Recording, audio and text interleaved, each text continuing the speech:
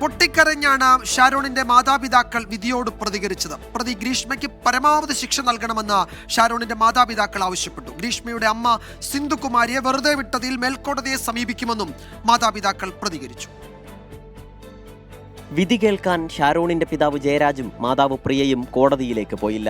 ഷാരോണിന്റെ ഓർമ്മകളുള്ള ആ വീട്ടിലിരുന്നു ഇരുവരും. ഇപ്പോഴും ഷാരോണിന്റെ മുറി പൊന്നുപോലെ കാക്കുന്നു ആ കുടുംബം.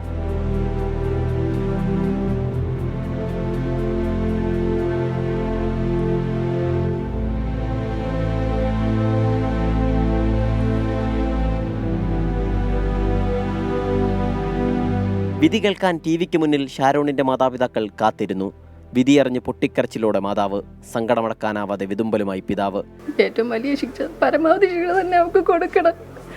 ഞങ്ങളെ പൊന്ന ജീവനെയാണ് നഷ്ടപ്പെടുത്തി കളഞ്ഞത്. ഞങ്ങൾക്ക് ഇനി എങ്ങനെ കഴിഞ്ഞു പോകണം ഞങ്ങൾക്ക് തന്നെ അറിഞ്ഞുകൂടാ. ഈ വിധിയിൽ ഞങ്ങൾക്ക് തൃപ്തിയാണ് ഗ്രീഷ്മ ചെയ്തതുകൊണ്ട്. പക്ഷെ അവളുടെ അമ്മ ഗ്രീഷ്മയുടെ അമ്മ സിന്ധുകുമാരിയെ കൂടെ ശിക്ഷിക്കാത്ത ഒരു വിഷമമേ ഉള്ളൂ. ഞങ്ങൾ മാക്സിമം നോക്കും ഹൈക്കോടതി പോകാൻ. നാളെ ശിക്ഷാവിധി കൂടി പുറത്തു വന്ന ശേഷം തുടർ നിയമ നടപടികൾ സ്വീകരിക്കാനാണ് കുടുംബത്തിന്റെ തീരുമാനം. സലിം മാലിക്, 24, തിരുവനന്തപുരം.